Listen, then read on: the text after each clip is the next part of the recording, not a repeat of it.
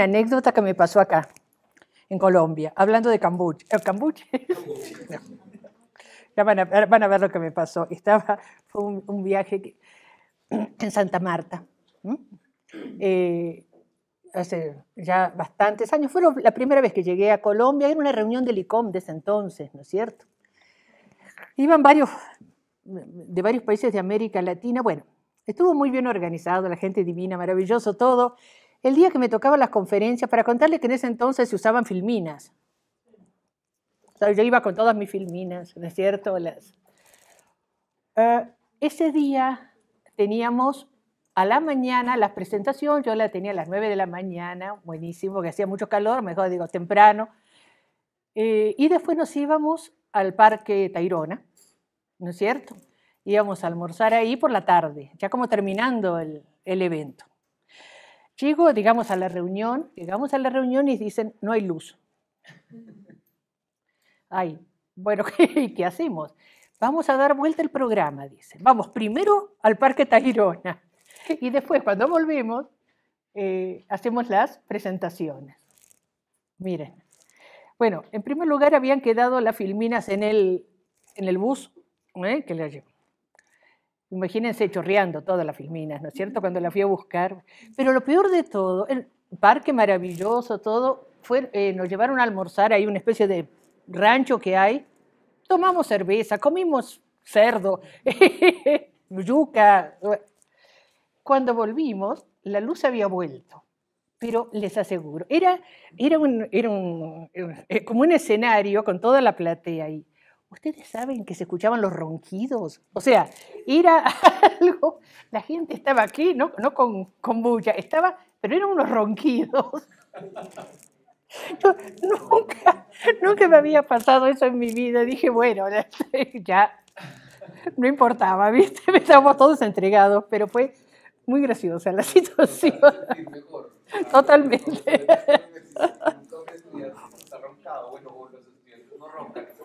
Una buena cosa. Ya saben, chicos, el que ronque, pues no puede. ¿Cómo? Depende de la inclinación de la silla ronca. Bueno, vamos entonces a dar inicio a la sesión de preguntas. Creo que hay varias cosas que quedaron pendientes un poco de la presentación inspiradora de Georgina.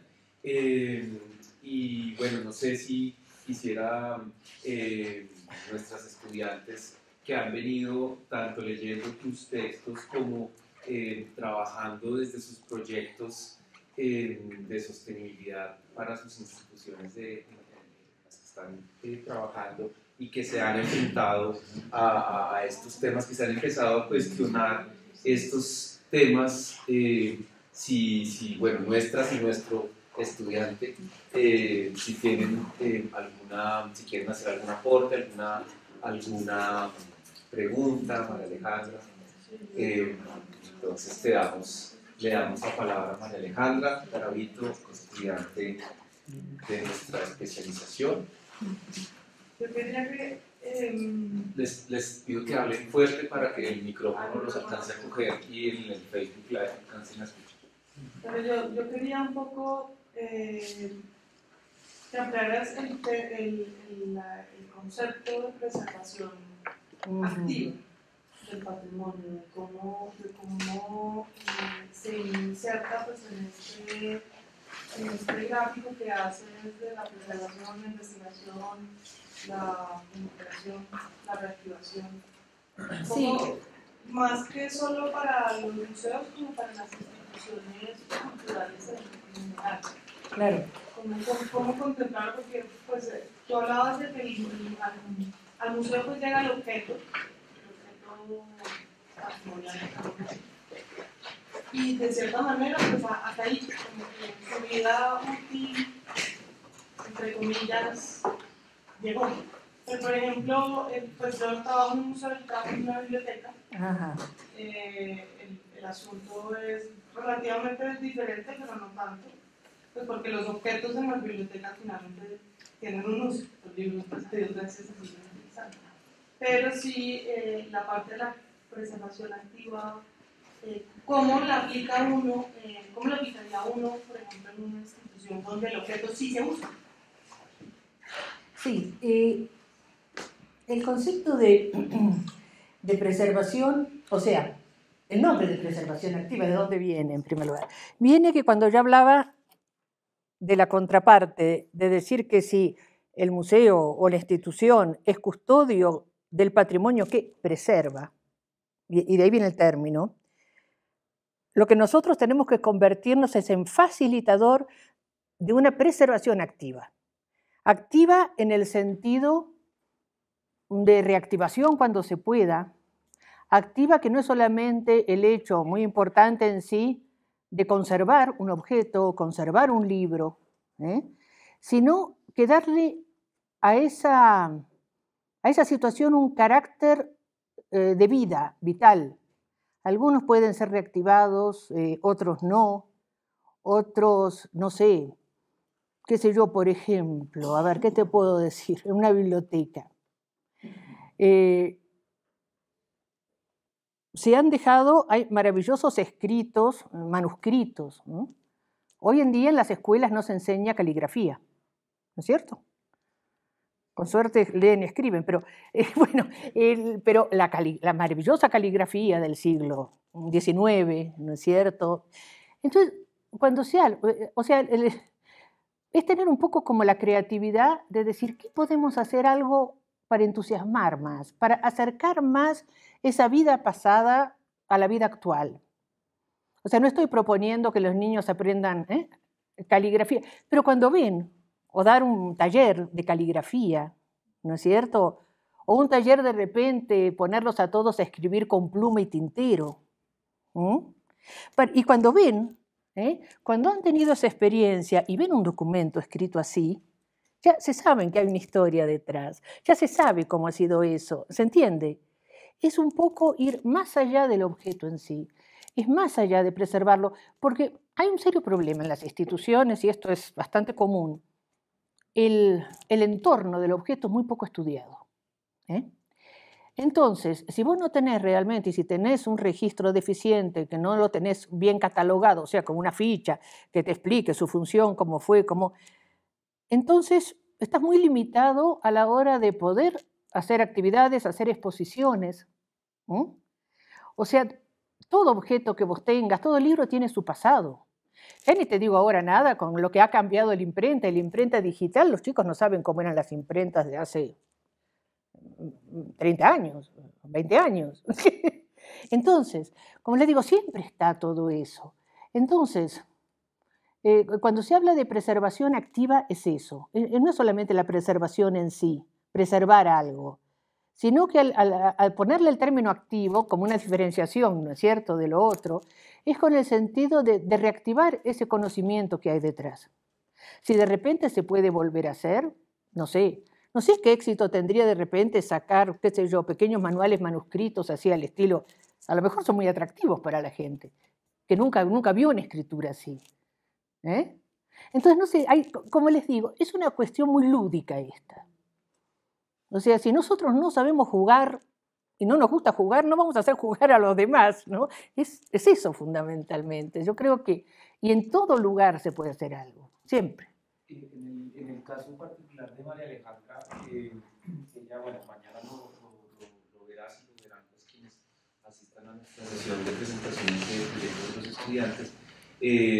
Ella está planteando un poco pues, la creación de su área de preservación de este material y un poco dentro de eso ella está cuestionándose sobre qué actividades deberían digamos, surgir, emanar de un área de preservación, ¿cierto? En donde evidentemente en el caso que ella está planteando hacer un trabajo con los diferentes grupos de interés que están, digamos, involucrados en la biblioteca, tanto sus compañeros de las diferentes áreas como las diferentes comunidades que hacen uso, además con unas particularidades, ya mañana María Alejandra muy bien lo va a contar.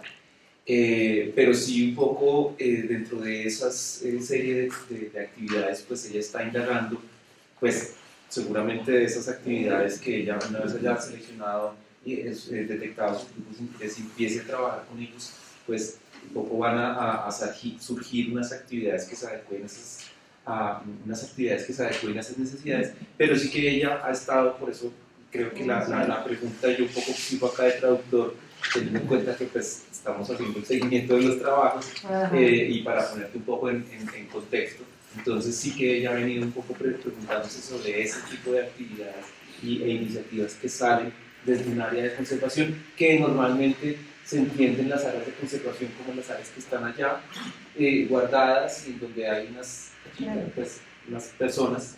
Yo sinceramente creo que, como les decía antes, las diferentes áreas del museo, cada una de ellas tiene su particularidad para salir del sótano donde están y relacionarse con la gente. O sea, por ejemplo, Delito, ustedes tienen cosas importantísimas de preservación, conservación preventiva, como digamos, un libro que está en mal estado, cómo recuperarlo si se mojó, si hay agua, pero todo depende, a ver, en la medida de lo posible, ¿no? Pero todo, o sea, todo lo relacionado con gestión de riesgo, ¿no? A nivel de los libros, pero lo que no sé bien a quién es el público que se dirige, a especialistas como ustedes, a la comunidad, a los colegios, a las escuelas, no sé. Yo le pregunto un poco también lo de la preservación activa porque el año pasado en Medellín hace una cosa similar a la Feria del Libro que le llaman la Fiesta del Libro y la Cultura. Ajá. Y la biblioteca el año pasado fue protagonista de esta fiesta, o sea, no lo organizó y tuvo un stand, etc.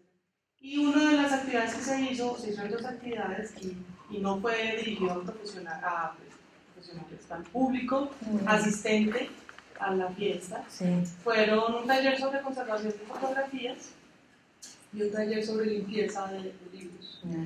Y claro, la afluencia del público es distinta, los interesados en fotografía van y los interesados en arreglar sus libros de sus casas y hacen las preguntas que a uno también no solo le hacen personas en general, sino también instituciones. ¿Qué hago cuando mi libro se me moja, mi colección de libros se moja? Entonces, pues, ahí es una oportunidad para acercarse a la comunidad, pues a la comunidad, llamémoslo así, de los ciudadanos pues, de Medellín, y sí tiene un poco de éxito, por así decirlo.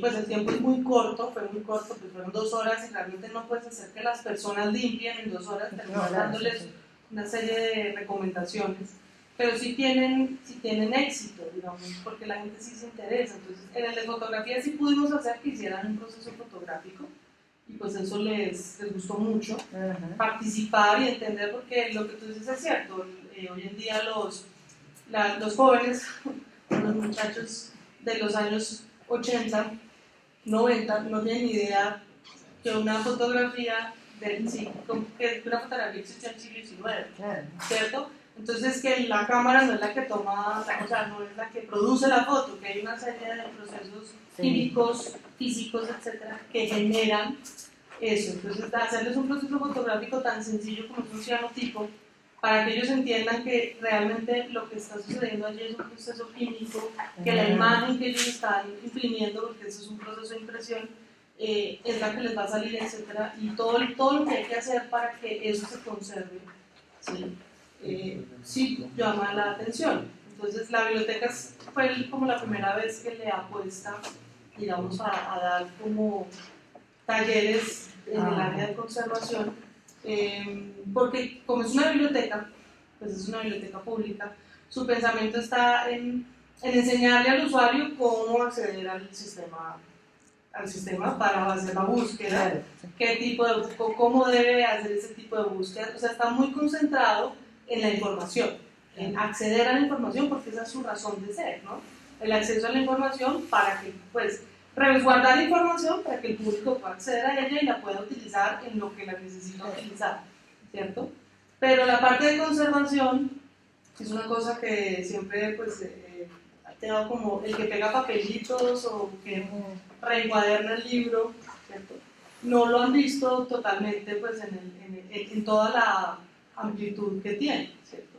Entonces, por eso yo preguntaba un poco lo de la preservación activa, porque cuando tú comentabas lo de hacer talleres y esto, pues yo dije, sí, ya estoy como viendo que finalmente, o sea, que esa es la forma como pienso que un área de preservación puede vincularse con la comunidad, porque si lo vemos bien, pues el objeto es la razón de ser de la conservación, ¿no? O sea, tú lo estás conservando, pero si lo conservas y no permites el acceso, pues no sirve para nada. Pues, bueno, no solamente el objeto, o sea, tenés todo el proceso de preservación del patrimonio intangible, ¿no es cierto? También, o sea, no se refiere solo al objeto.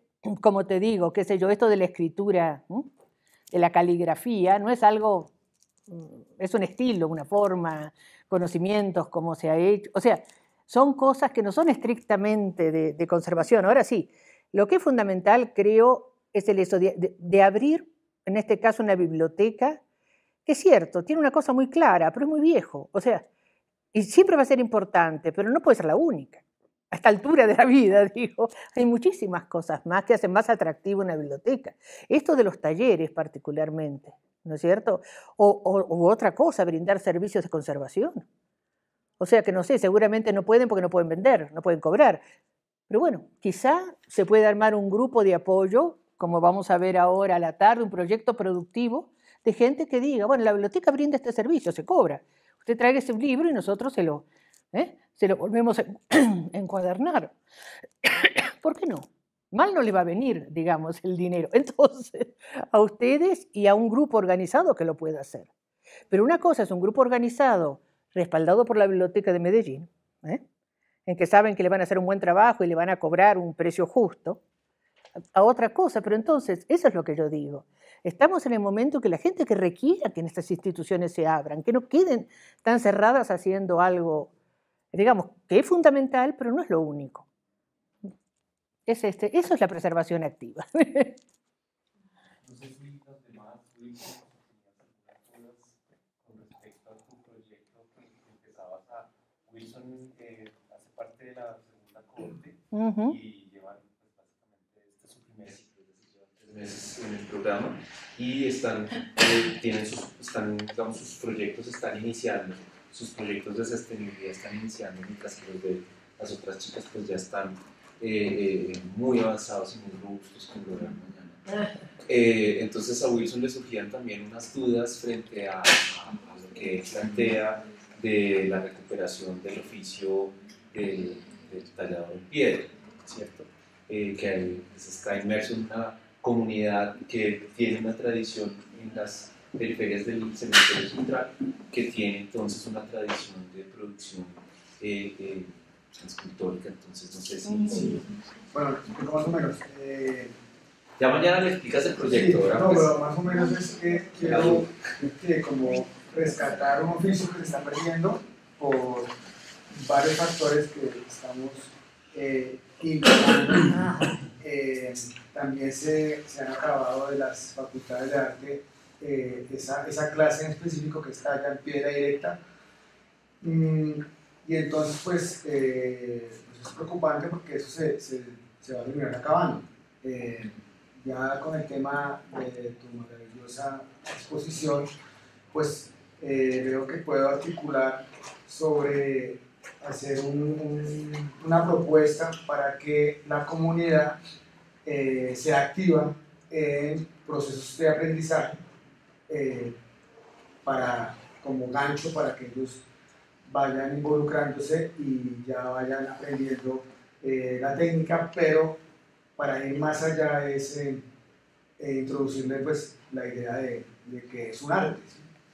Y que cómo se está perdiendo el oficio y que no hay ahora mismo muchos referentes de arte contemporáneo que hagan ese tipo de obras por muchas razones. Entonces es como que me dieron luces para poder abordar un planteamiento más sólido para proponerle a la comunidad ese tipo de ejercicios. Ahora, una preguntita. ¿Hay una institución detrás de esto o es un proyecto personal? Yo trabajo para el Artes, ¿Para? ¿Perdón? IDARTES, Instituto Instituto de las Distrital de las Artes, Ajá. a nivel de Bogotá, y yo soy artista formador. Mi perfil es artista plástico y soy formador de varios lenguajes artísticos, pero yo soy escultor, yo soy tridimensional y el tema es que quiero proponerle a IDARTES que este proyecto esté inmerso en el Distrito Cultural de Bronx, que no sé si sabes que es una propuesta de bastante envergadura a nivel nacional incluso.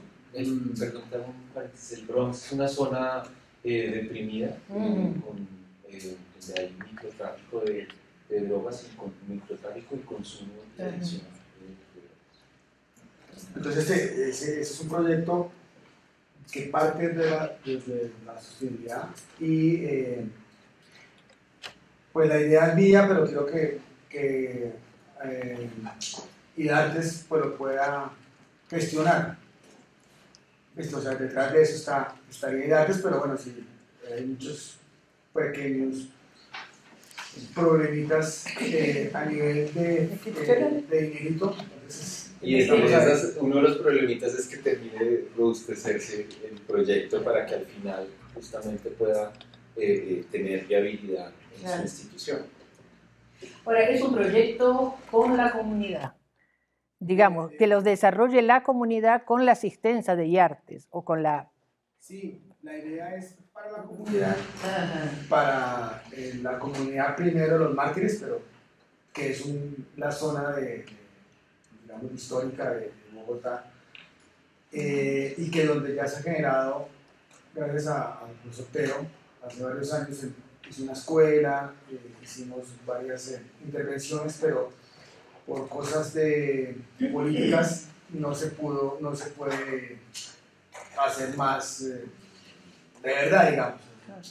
Entonces, la idea es... Yo te preguntaba por qué, porque yo te decía, si se propondría y mantendría como proyecto, o tenés la idea de que se abra alguna titulación para eso, o que se le pueda dar el IARTES un curso y un diploma. Esa es la diferencia. La idea es que es un proceso como ambicioso a nivel de enseñanza para que se articule, digamos, con el área de restauración, por ejemplo, de externado, que haya un restaurador que pueda capacitar a la persona que quiera ir, digamos. En el tema de otras universidades, que ellos también vayan y aprendan ese oficio y que se les vaya como nota, ¿no? Ya previo acuerdo con la universidad. Y también la comunidad, pues, que esté más que todas las empresas con población vulnerable, que pueda también acceder a ese tipo de enseñanzas. Muy interesante el proyecto. Muchas gracias. La cuestión sería ver si es posible darle sostenibilidad, o sea, que pueda generar recursos. Sí, la idea es, pues, como está en pañales, Ajá. estamos ajustando todo para que se pueda pues, hacer sólida una propuesta de verdad. Sí. Pero sí hay un proceso anterior que se está... Acá en la universidad, por ejemplo, no sé, IARTES, ¿hay una exigencia a los proyectos que presenten después la sostenibilidad una vez terminados los proyectos? O sea, que ustedes en el proyecto tengan que poner, se cumple esto, y a través de esta práctica continua se va a generar tanto, los integrantes van a recibir esto. ¿Hay como una exigencia en ese sentido? El proyecto que ellos hacen, sí. Digamos que sí que tiene unos aspectos que involucran el tema del presupuesto y el impacto, pero digamos que lo que nosotros estamos tratando un poco de lograr con ellos es poder articularlo, es decir, que estos proyectos hagan parte de la planeación estratégica de la institución, que generen beneficios tangibles, tanto no solamente digamos, en dinero, pero digamos dependiendo también de los proyectos que ellos presentan, pero sí uno de los esfuerzos que se hace desde el programa es justamente que puede articularse, que no sean iniciativas que no son iniciativas aisladas, ¿cierto? Ajá. Y que puedan un poco pues pensarse, digamos, estos proyectos tanto para que tengan desde el mismo proyecto pues se contemple cómo se va a ejecutar desde que fuente de financiación y digamos que estos proyectos que ellos plantean digamos que son como la base para presentar a sus instituciones o para presentar a una convocatoria de estímulos de dinero. Pero sí que esa parte, como entiendo tu pregunta, pues tratamos, no sé si tú quieres decir algo, Carlos, al respecto. Que buscamos que desde el tema de los grupos de interés, o que cada proyecto identifique sus grupos de interés, y buscamos que si bien los proyectos van dirigidos a esas comunidades, las comunidades no son los beneficios de los proyectos. O sea, soltamos los proyectos para que también terminen en la plata por obra. Y en algún momento sí soltarlos para que no estar siempre encima de la universidad. No, es que el problema lo tenés cuando de repente estás reactivando una práctica que ya no se hace. O sea, que ya se ha dejado de consumir. El público, por ejemplo, esculturas para las tumbas, ¿no es cierto? Las lápidas. En ese caso, digamos, estás desarrollando, estás, digamos, haciendo una preservación activa del conocimiento, pero este conocimiento ya no tiene mercado. Entonces, por eso te estoy preguntando porque es un poco frustrante el hecho de capacitar a alguien y decir, bueno, pues ¿quién lo compra? Es un poco bueno lo que vamos a ver a la tarde en el museo, que la idea no es solamente generar un proyecto, sino generar un mercado o abrir una demanda, ¿no es cierto? Ya sabemos que no importa, si la cosa se pone de moda de nuevo, bueno, la gente todas van a querer tener su escultura, todo depende de uno cómo maneja el mercado, pero esa es parte de la recuperación de una práctica que no se... El trabajo de la piedra. Yo no sé, también hay, no sé si acá en Colombia hay, eso fue creado por los españoles hace ya bastante años son estas escuelas técnicas. Escuelas de artes y oficios. Estas. Eso sí, por ejemplo, es importante, porque ellos sí consumen el trabajo de piedra, ¿no es cierto? Que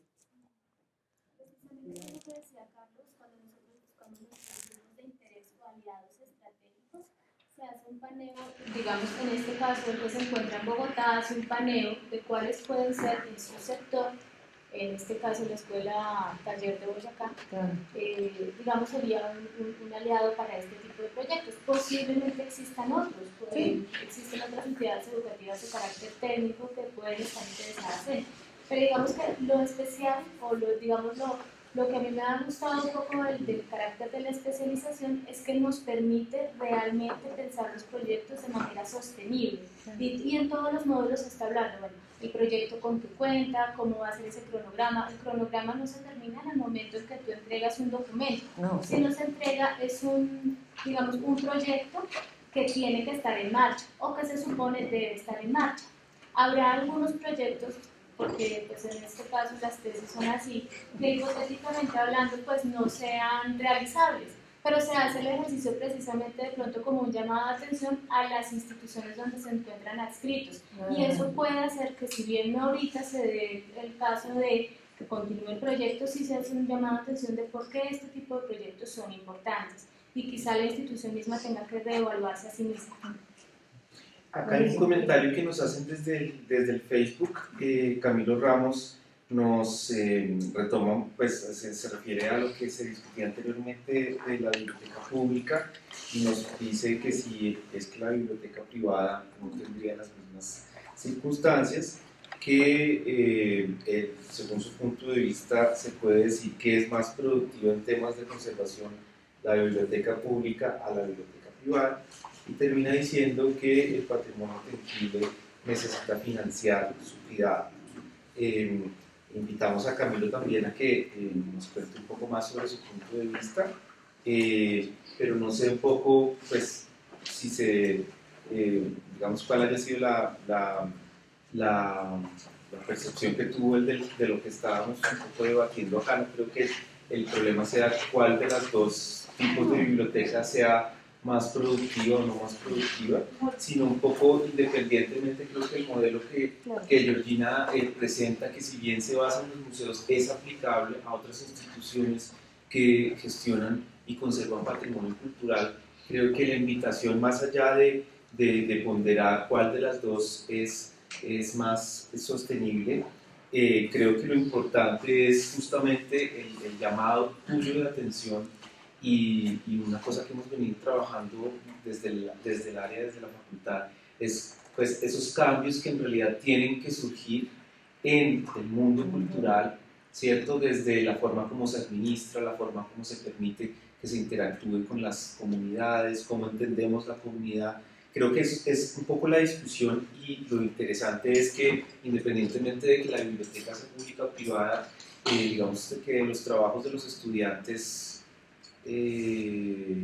casi todos son instituciones públicas, porque ellos trabajan en instituciones públicas. Tenemos una chica que va a trabajar en una institución privada, pero creo que aquí la diferencia entre público y privado serían las circunstancias normativas y contractuales legales que cada uno tenga, pero en efecto seas del uno y del otro, pues creo que la invitación es a que nos repensemos como instituciones, más allá de lo que hagamos, de que nuestra colección sea una biblioteca o un archivo o un centro de artes o un centro cultural, un centro de memoria o un grupo de arqueólogos haciendo una excavación, ¿cierto?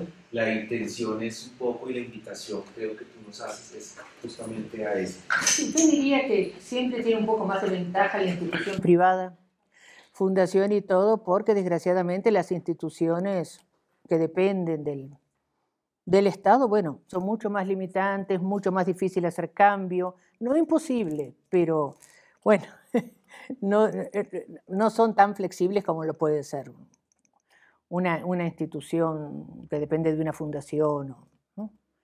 Otro tipo de cosas. Así es que en eso solamente creo que estarían con un poco más de ventaja, pero igual, siempre está el hecho de la creatividad por medio, ¿no? Y a eso creo que es a lo que se refiere el participante, ¿cierto? Cuando dice que de pronto la biblioteca privada pues pueda tener pues unas ventajas. En efecto, yo creo que una institución privada pues no tiene muchos limitantes que la institución pública tiene, desde la forma como se administra, se gestiona y demás. Pero yo, pues con relación a eso también quiero agregar un poco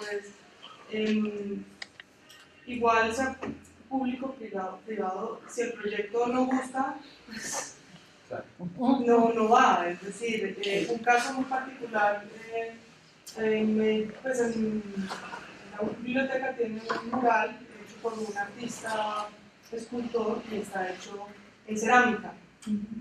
Y él trabajó mucho tiempo con Corona, la empresa que hace, pues, una empresa privada en Colombia, que hace platos, losa, pisos, etc.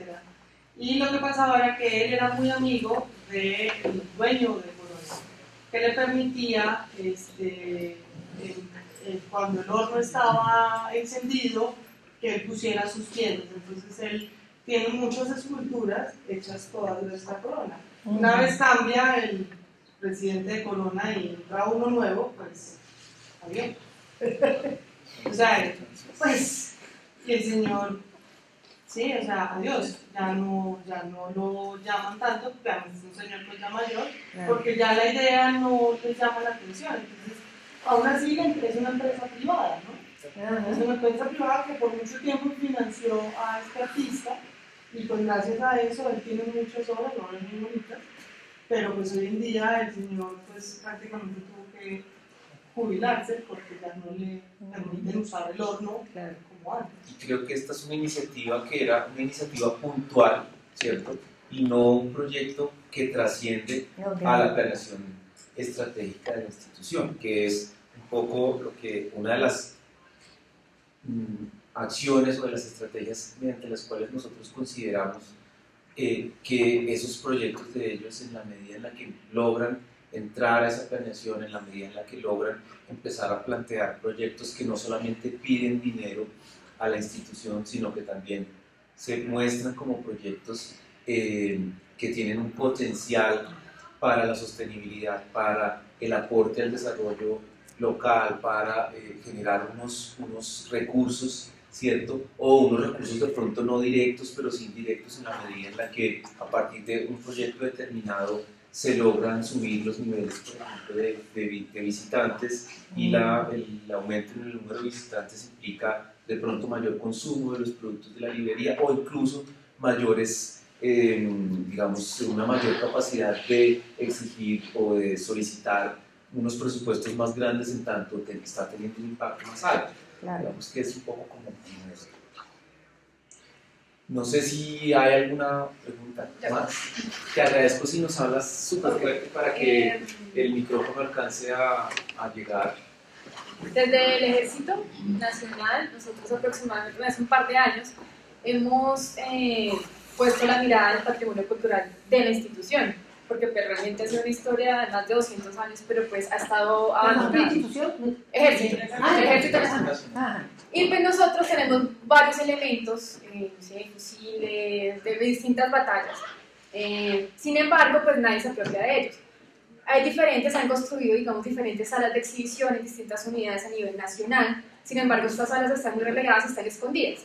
Y pues hablando de todo este tema de la comunidad, del público, cómo integrarlo, mi pregunta es, digamos, ¿qué estrategias se pueden implementar para que este tipo de salas de exhibición, que son como tan institucionales, que hay pues obviamente unos objetos muy particulares que tienen relación con el ejército, se pueda, en este tipo de cosas se puede involucrar a la comunidad? Porque pues simplemente estamos muy alejados de la comunidad y la idea de nosotros es abrir las puertas. Pero entonces estamos empezando en ese proceso y pues sería muy bonito que la comunidad también supiera la historia del ejército. Una pregunta, ¿tienen un museo? Nosotros tenemos... Está dentro del edificio del ejército. Tenemos varios, digamos acá en Canicentro, unas cuadras, está el museo militar, que ya más, que abarca como las tres fuerzas, que es Armada, Fuerza Aérea y Ejército. Y en las unidades, en los distintos cantones del ejército a nivel nacional, tenemos salas de exhibición y hay uno que otro museo, pero pues están ahí porque ya ni siquiera nosotros nos interesamos por ir a verlos. Entonces son espacios que se están perdiendo. Entonces, como que, ¿qué podríamos hacer o qué tipo de estrategia nos recomiendas para empezar a trabajar en ello? Ay, bueno. Yo que habría mucho. Yo creo que hay muchas posibilidades, pero vuelvo a decir, creo que habría que tener todo un cambio. No es cuestión de ponerse a hacer una actividad simplemente. Yo creo que al haber un cambio de cómo quieren enfocarse, ahí empiezan a aparecer las ideas. Hay muchas, no sé. Yo, por ejemplo, nunca vi una cosa que a mí me gustaría, como juego, ¿no? Vuelvo a decir, creo mucho en los juegos. Imagínense ustedes si se pudiera hacer un desarrollador que hacen todos estos juegos virtuales. Por ejemplo, llevar a un juego virtual a las más importantes batallas de la independencia, de Bolívar contra los españoles, y cómo los chicos podrían, ¿no es cierto?, jugar con eso. De ahí, o sea, uno se puede disparar para cualquier lado, pero lo que digo es, otra vez, ¿no? Imaginación. Imaginación y ver qué les gusta a la gente ahora, qué les gusta a los chicos ahora. O sea, si vos no conocés, digamos, los gustos, las necesidades, los intereses, o sea, como te digo, también la idea es entrar en juegos con cosas que no afecten a diferentes grupos de la población, digamos. Digamos que las batallas de la independencia de Bolívar son más bien neutrales a todo el mundo. Digo eso porque también podría hacer otras cosas, pero que ya tendrían un poco más de problemas. Pero, como te digo, se puede hacer muchas cosas. Yo creo que la interactividad para este tipo de museos es bastante interesante. La interactividad en su concepción más elemental, ¿viste? Tocar botones, ver paneles, pero es ir poco ir avanzando hacia eso, ¿no? Hacia involucrar, digamos, a los chicos. No sé también qué otras prácticas tienen históricas que se reproducen. El arte, por ejemplo, el Museo Nacional tiene una colección de las batallas de la independencia. Ajá. Le estaba diciendo a ella, podía revisar, digamos, toda la parte de la colección Espinosa y de Pedro Alcántara, Claro. que le serviría mucho para eso. Que ella No, quiere por hacer. ejemplo, así como base para todo lo que es un desarrollador de juegos y además que tienen toda la vestimenta tradicional y que tienen toda... No sé, yo realmente siempre pienso que es tan grande las posibilidades que hay, pero otra vez hay que cambiar. Hay que cambiar para ver eso de otra manera. ¿No es cierto? Olvidarse de lo que tenés. Si yo tuviera la oportunidad de hacer algo ahora, ¿qué haría? Pero no con lo que tenés. Es cuestión de crear, hay que crear, como les decía antes, nuevas herramientas. Por ejemplo, una nueva herramienta es la relación con conseguir todas las obras de arte relacionadas con las guerras, por ejemplo. ¿Ustedes saben dónde están? ¿En qué museos están? Digamos, el museo militar, ¿sabe eso? Sí, está el museo, hay cosas del museo militar. No, pero aparte de las que tienen ustedes, digo, distribuidos en todos los museos, en todos los materiales, las obras que hay en relación con ese tema. Porque vuelvo a decir, si el museo sigue insistiendo en hacer cosas sobre su propia colección, es una tontera, porque ellos tienen una parte, cualquier museo va a tener una parte muy pequeña de una colección total, de un artista, de lo que sea. Entonces, otra vez, alianzas estratégicas con otros museos, alianzas estratégicas con universidades. O sea, uno tiene que hacer eso antes de ponerse a pensar cómo puedo cambiar, o sea, qué es lo que puedo hacer. Porque hoy en día el museo actual no cuenta con esos instrumentos, no cuenta con esas herramientas que le permiten desarrollar cosas nuevas. Es decir, tenés que hacer una alianza estratégica, no sé, quizá con una empresa que desarrolla juegos, desarrollo de juegos, y bueno, ahí vamos. Es muy importante siempre la alianza pública-privada para mí. También la misma cartografía, yo le estaba diciendo a ella, que podría ser como un mapa digital, donde ella puede ir mirando esos lugares donde fueron las batallas, o sea, de cómo fue antes y cómo es ahora. Sí, sí, sí. Sí. Pues es un comentario y dos preguntas. Últimamente estaba asistiendo a algunos encuentros sobre, ahorita, digamos, en Colombia estamos en un momento importantísimo que es el tema del posacuerdo. Y hay muchas iniciativas en el tema de la construcción de la memoria histórica, que ahorita cuando tú estabas hablando, digamos, investigo un poquito por ese lado, creo que sería muy interesante poner a dialogar estas nuevas propuestas de las funciones museológicas con la construcción de la memoria histórica. Hay un investigador alemán, o la misma directora del Centro Nacional de Memoria Histórica, que plantea postulados muy interesantes que van como en la línea, pues sí, de incluir muchas voces en la construcción de memoria.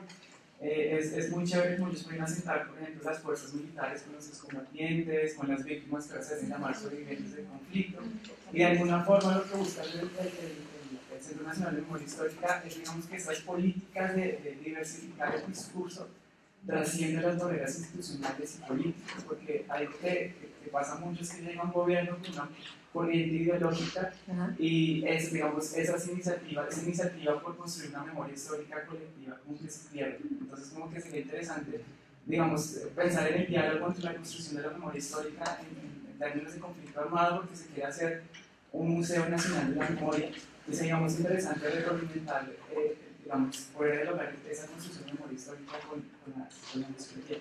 Eso en primer lugar. En segundo lugar, yo quería consultarte respecto a los estudios de públicos que hacen los museos. Yo hace poco estuve hablando con la persona encargada de los estudios de públicos del Museo Nacional, que se supone dar las directrices para otros museos, que está más avanzado.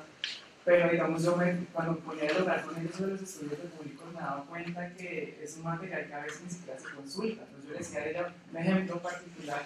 ¿Qué cambios hay en el perfil sociodemográfico de los asistentes, de las personas que visitan el museo cuando antes era gratis y ahorita se empezó a cobrar? Y ella me decía, no tengo idea. Entonces yo quisiera como preguntarte, en línea con todo lo que tú nos estabas comentando, cómo digamos esos estudios de público se podrían explotar. Sí, no sé, se me ocurre esa pregunta. Y ya para cerrar, algo que no sé, me parece imprescindible también traer a la discusión de la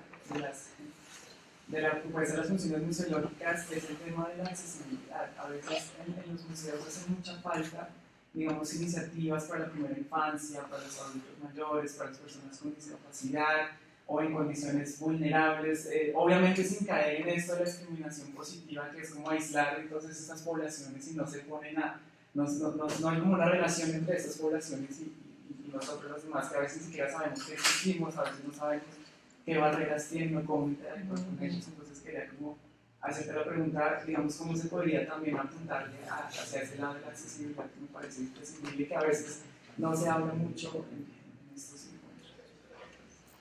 Bueno, muy interesante. Bueno, con respecto, vamos a empezar de atrás para adelante. Con respecto a la accesibilidad, bueno, yo creo que una cosa fundamental, es que la decisión de una exposición no sea ni del director ni de los curadores, ¿no? Esa no puede ser una decisión personal. Si vos querés hablarle a alguien, a menos que quieras hablar con vos mismo, si vos querés hablar con el público, tenés que ver a qué público te estás refiriendo. Porque no podés hacer algo que sirva a todos. Entonces, si vos no empezás por definir quién va a ser tu audiencia, y en base en eso, varias audiencias. Entonces, por eso, bueno, yo considero siempre que todo lo que tiene que ver con la participación del educador o del comunicador en museos tiene que estar desde el principio del guión, desde el principio de la idea. No como que se acostumbra a hacer, el curador hace la exposición y después se la pasa al educador para ver cómo se las arregla, ¿viste? Para que los públicos le entiendan. No. Eso es una locura. O sea, no tiene sentido porque fracasa, además, porque, bueno, lograrás que alguien te entienda, un sector del público. Pero el museo está abierto, como decíamos, a todos los públicos y a todos estos que vos estabas mencionando, que para mí tendría que ser público prioritario, como en la propuesta, público privilegiado. Entonces, bueno, por un lado, esa sería la parte. Los estudios de público, ¿qué podemos hacer? Para mí no sirven mucho, depende cómo se hagan. Depende cómo se hagan. Y sobre todo que se lean, porque después, como vos decís, se hacen, se guardan. O sea, ya la institución dijo, ok, hicieron un estudio de público y después nadie lo aplica para nada, ni lo vuelven a revisar para una segunda exposición. Entonces, si es como formalidad, no sirve para nada. Ahora, si vos lo usás como realmente un mecanismo permanente de evaluación y no solo de exposiciones, ¿no? de todo lo que el museo hace, te va a dar obviamente varias pistas. Con respecto al cobro de entrada, yo particularmente no creo en el cobro de entrada. No creo que los museos tengan que ser gratuitos. Lo que estoy diciendo es que no creo como una estrategia de recursos cobrar entradas. O sea, lo que el museo tiene que hacer, primero porque ya tenemos bastantes barreras, ¿no? ¿Para qué crear una más? Una. Dos, si vos entrás gratuitamente, no es que no vas a pagar nada, y ahí está la inteligencia de la institución. Vos lo que tenés que tener es muchos programas donde la gente pueda pagar. O sea, que vos entres gratis al museo no quiere decir ni que los talleres sean gratis, ni que el material que te entregan sea gratis, ni que las visitas acompañadas sean gratis, o sí. Porque la gratuidad, o sea, vos ni siquiera cobrando la entrada vas a poder cubrir los costos de todo lo anterior. Entonces es una actitud totalmente negativa en nuestros museos. Si estamos hablando en los museos europeos, ¿viste? Y pagar en el Prado, y pagar, no sé cuánto está, 15, 20, 25 dólares la entrada. Ahí es otra cosa, ¿viste? Ahí sí, ya estamos hablando de temas diferentes. Pero ninguno de nuestros museos va a cobrar eso.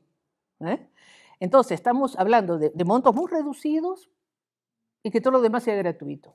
¿No? A mí particularmente, pensando en el desarrollo de recursos, no me cierra la cuenta, ¿no es cierto?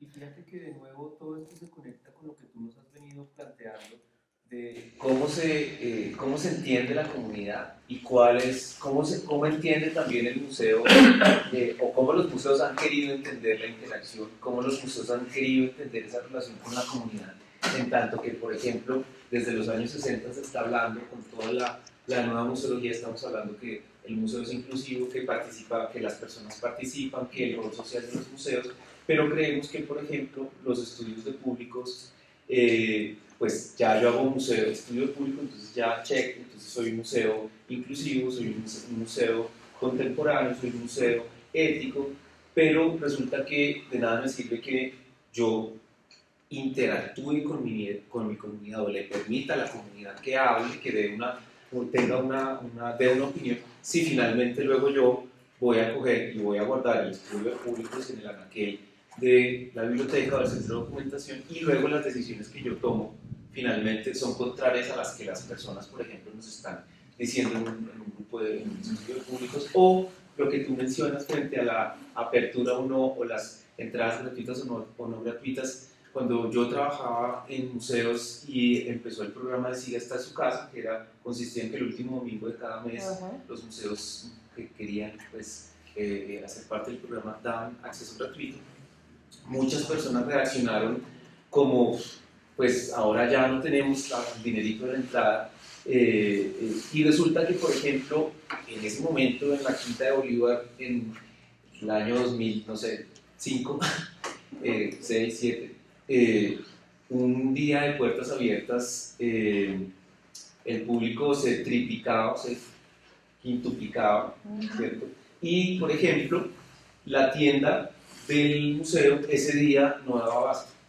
Entonces, claro, vendías lapicitos que valen, no sé, 2.000 pesos, pero vendías 2.000 lapicitos de 2.000 pesos, ¿cierto? Que en realidad ya ahí empezamos a hablar. Entonces, fíjate que, por un lado, abres la gratuidad, pues te permite derribar una barrera como es, digamos, el tema económico. Si yo tengo esposa y 3 hijos, sí, son 2.000 pesos o son 3.000 pesos, pero si lo multiplico por 5, pues ya son 10.000 pesos. Pues qué tal que esos 10.000 pesos yo llego, me siento atraído por el museo porque me está abriendo las puertas, me está invitando.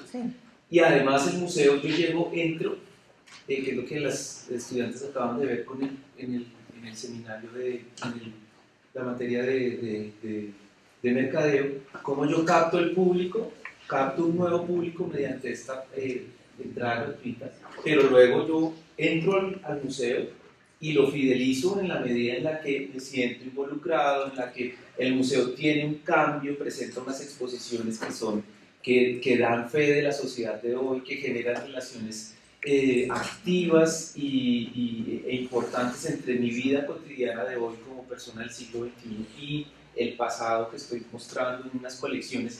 Entonces sí que son diferentes, y no digamos hablando de un museo de memoria o de un museo de arte contemporáneo, sino de cualquier tipo de museo. Yo puedo entrar a un museo y sentir que el museo es cerrado de muchas maneras, de la forma como me habla, de la forma como organiza las exposiciones, de la forma, del tipo de lenguaje que utilizan, donde yo de pronto no entiendo 5 de las 10 palabras que estoy leyendo porque es súper... entonces creo que esto que tu nombre que Jason nos dice, creo que es una reflexión interesante que se une a todo esto que nos has venido diciendo de cómo actuar con la comunidad y qué rol juega esa comunidad, más allá de darnos cositas, es una aliada, ¿no? Sí. Sí, no, y te digo, la política de cobrar tiene que ver, o sea, yo entiendo que un museo que no tiene nada que pueda, digamos, vender adentro, o sea, no tiene tienda, ¿no es cierto? No tiene, qué sé yo, si hace una exposición no tiene un catálogo atractivo que te gustaría comprar y llevártelo, no tiene talleres relacionados con los cuales podés participar. Si no tiene nada de eso, lo único que tiene es el cobro de la entrada. Bueno, lo que pasa es que esta política de exigir a los museos que tienen que generar recursos por un lado y que por el otro te diga que no podés cobrar nada, es de una contradicción ya absoluta, ¿no es cierto? ¿Cómo querés que genere recursos entonces si no me das ninguna opción para que lo haga? No, usted tiene que generar porque ya cobra la entrada. A mí me encantaría que ustedes se sienten cualquier museo y vean lo que cuesta mantener un museo y lo que ganan con la entrada de un museo. Es ridículo. Si llega al 5% del presupuesto, desen por así, pero felices de la vida. Entonces, como les digo, hay que ver con qué criterio se hacen las cosas, ¿no es cierto? La cultura no tiene por qué ser gratuita.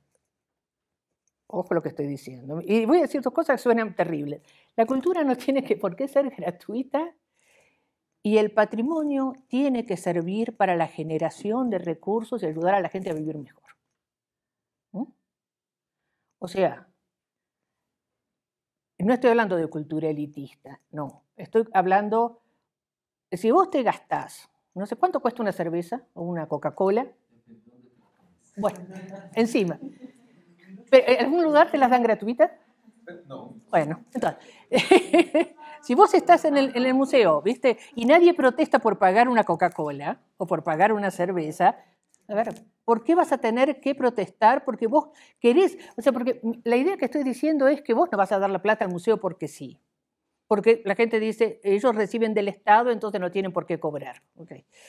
La idea es que yo te estoy dentro del museo ofreciendo cosas nuevas, distintas. Podés adquirirlas o podés no adquirirlas, nadie te obliga. Igual vas a ver las exposiciones, igual vas a tener acceso a todo, a casi todo, digamos.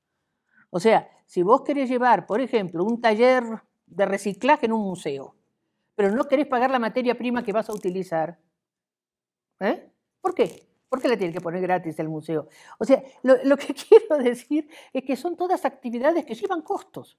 Y acá nadie, o sea, la gente tiene que entender que si un museo no tiene que lucrar, o sea, son instituciones de fines de lucro, como decía un colega mío, también son instituciones sin fines de pérdida. O sea, acá no es un lucro, acá es conseguir los recursos que te ha costado hacer esa actividad para no quedar desbalanceado en el presupuesto. Entonces, esas actividades de por sí tienen que generar esos recursos. No estoy hablando, como digo, de lucrar, que te quede un montón de plata. No, porque eso tampoco te dan esas actividades para tanto. Pero entonces hay un criterio que tiene que ser como un criterio lógico, ¿no? al que tenemos que referir. O sea, aparte de la creatividad, tenemos que ser lógicos en nuestra racionalidad a nivel de recursos. Y bueno, y por último, la primera parte de la memoria. Yo voy a contar un caso que a lo mejor no sería una mala idea para Colombia. Bueno, yo viví 35 años en Costa Rica. Ahora estoy mitad y mitad en Buenos Aires, de donde soy, y en Costa Rica también. La fundación es costarricense, la Fundación ILAM. Yo trabajé 30 años en la Universidad Nacional de Costa Rica. La Universidad Nacional es una universidad también, se abrió en forma para una universidad popular, y todo lo que era en la época de los 70, digamos. Como en el año 80 la idea era crear, y fue realmente un proyecto muy interesante para la recuperación de la memoria. Se llamó el Concurso de Autobiografías Campesinas. Este concurso de autobiografías campesinas, bueno, tuvo un éxito, bueno, en primer lugar porque Costa Rica es un país de alto nivel de alfabetismo, o por lo menos semialfabetismo, en una parte de la población, pero nadie es analfabeto como tal. Y los campesinos... Entonces, se lanzó sobre todo, autobiografías campesinas. Fue un concurso a nivel nacional que hicimos en la universidad y que tuvo una difusión, fuimos a todos los lugares explicando en qué consistía. Consistía en que la persona escribiera su vida. Escribiera su vida como quisiera, de donde quisiera. Muchos se la podían dictar también a un nieto, a un hijo.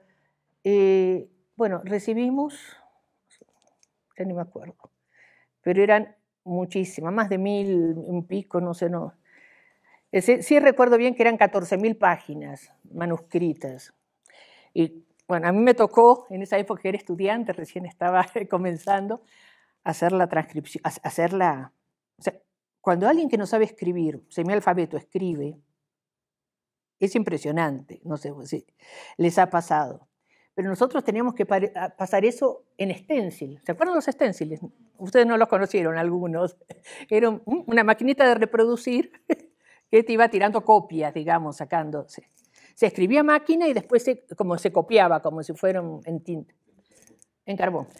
Bueno, la cuestión que eran 14.000 páginas, y lo peor que tuve que hacer en mi vida era, o sea, fíjense cómo era el proceso. Le pasaban estas 14.000 páginas a las secretarias de de la escuela, de la facultad. Ellas tenían que copiar con los errores. Y nosotros teníamos que chequear que los errores se mantuvieran. Te juro, salías de ahí y no sabías cómo se escribía casa, ¿viste? Porque era algo impresionante.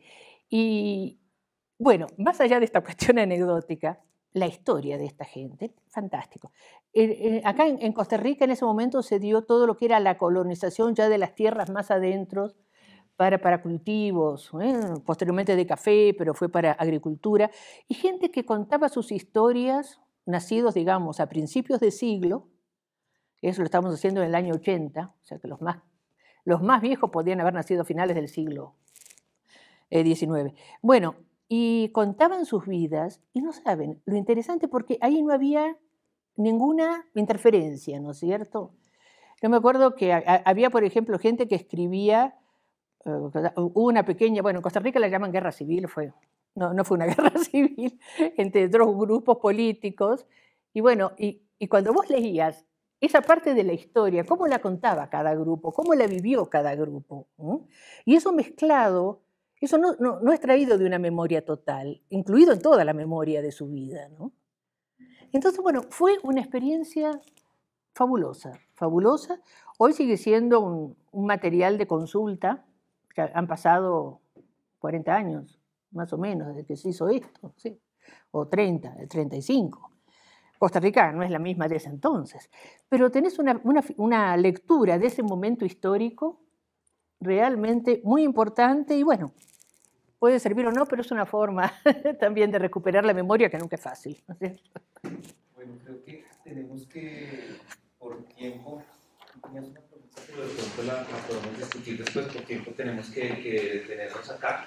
Les agradecemos a todos por su asistencia a esta primera sesión. Les agradecemos también a los más de 700 personas que hemos tenido al alcance en el Facebook Live. Gracias, Georgina, por todas sus historias.